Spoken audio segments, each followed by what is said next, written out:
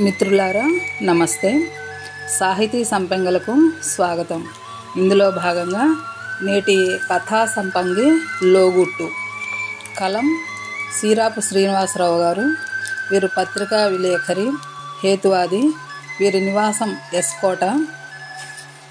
అనేక కథలు రచించి ఉన్నారు. ఇప్పుడు కథను విందామండి. ఏంటి ఈరోజు ఇంత లేటుగా పేపర్ వేశావు? రేపటి నుండి ఆలస్యం అయితే పేపర్ వేయడం మానేయి అని చిరాగ్గా పేపర్ బాయ్తో అన్నాడు పరంధామయ్య. బస్సు రావడం లేట్ అయింది సార్, అందుకే ఆలస్యం అయిందంటూ విసురుగా పేపర్ బాయ్ వెళ్ళిపోయాడు.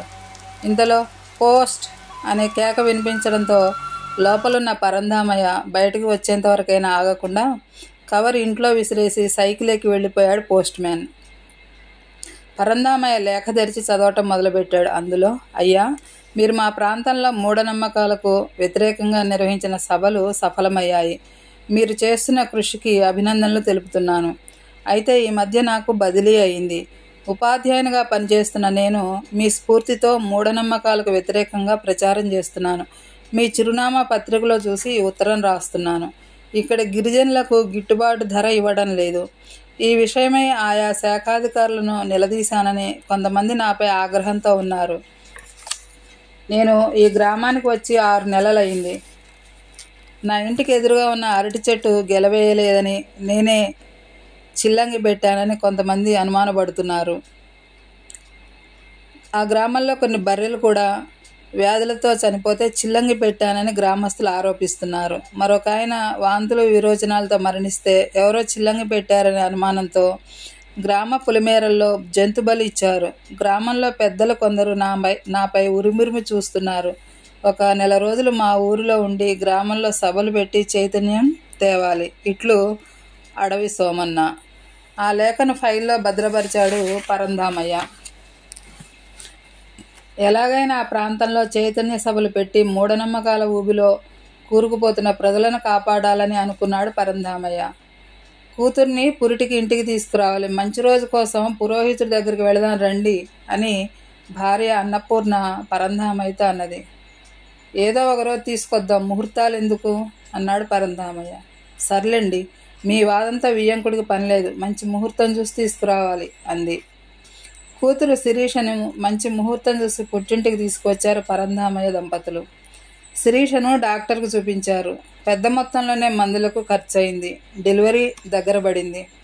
మరోసారి డాక్టర్కు చూపించడానికి శిరీషను ఆసుపత్రికి తీసుకెళ్లారు పరంధామయ్య దంపతులు.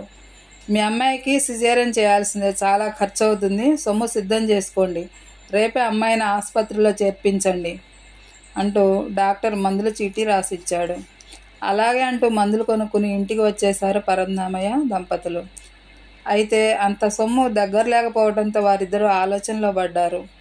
బంగారం తాకట్టు పెట్టి కానీ, ఫైనాన్స్ వాళ్ళ దగ్గర అప్పు చేసి కానీ డబ్బు తేవాలని ఆలోచనలో పడ్డాడు పరంధామయ్య. పురిటి నొప్పులతో బాధపడుతోంది శిరీష. పరంధామయ్య, అతని భార్య, కూతురు శిరీషని ఆసుపత్రికి తీసుకెళ్లారు. సిజేరియన్ చేయాలన్న డాక్టర్ ఆపరేషన్ థియేటర్లో తీసుకువెళ్ళాడు శిరీషని. ఏం జరుగుతుందో ఏమో అని అన్నపూర్ణ కళ్ళనీళ్లు పెట్టుకుంది. ఇంతలో పరంధామయ్య జేబులోని సెల్ ఫోన్ రింగ్ అయింది. హలో, ఎవరు అంటూ ఆసుపత్రి బయటకు వచ్చాడు పరంధామయ్య. నేను అడవి సోమన్నని మాట్లాడుతున్నాను. ఓ మీరా, ఏమైంది అన్నాడు పరంధామయ్య. నన్ను చంపడానికి కొందరు కర్రలు కత్తులతో వెనక వస్తున్నారు, కాపాడండి సార్ అన్నాడు సోమన్న దీనంగా. నేను ఇక్కడ ఆసుపత్రిలో ఉన్నాను, నా కూతురు ప్రసవం కష్టమైతే సిజేరియన్ చేస్తున్నారు, నేను ఇప్పుడు రాలేను అన్నాడు పరంధామయ్య.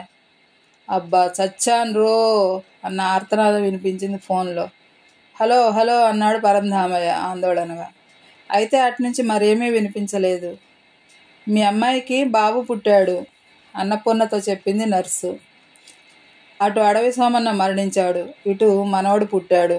ఆ రోజంతా భోజనం చేయలేదు, నిద్రపోలేదు పరంధామయ్య. రేపు ఎలాగైనా ఆ ప్రాంతానికి వెళ్ళాలి. ఉపాధ్యాయుడు సోమన్న మృతిపై విచారణ చేసి ఎమ్మెల్యే, మంత్రులు, అధికారులకు ఫిర్యాదు చేయాలని నిర్ణయించుకున్నాడు పరంధామయ్య. రైతు చైతన్య యాత్ర కార్యక్రమంలో పాల్గొనేందుకు వచ్చిన మంత్రికి ఫిర్యాదు చేసేందుకు వెళ్ళాడు పరంధామయ్య. మంత్రిగారి ప్రసంగం ముగింపుకొచ్చింది. ఇంతలో పరంధామయ్య స్థానిక రాజకీయ నాయకుడిని కలిసి వేదిక పైకి ఎక్కాడు.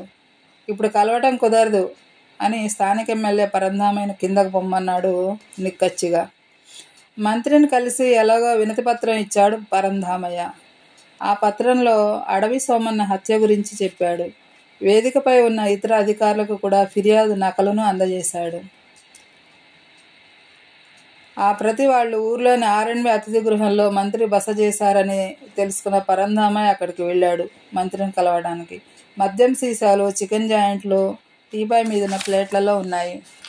సార్, పరంధామయ్య ఇచ్చిన ఫిర్యాదు నాకు వచ్చింది. ఆ విషయం ఏం చేయమంటారు అన్నాడు ఎస్ఐ. ఆ గ్లాసులో మరో పెగ్గు మందు పోయేవయ్యా అన్నాడు మంత్రి. మళ్ళీ తానే మాట్లాడు, ఓ కేసు కట్టేస్తావేటి?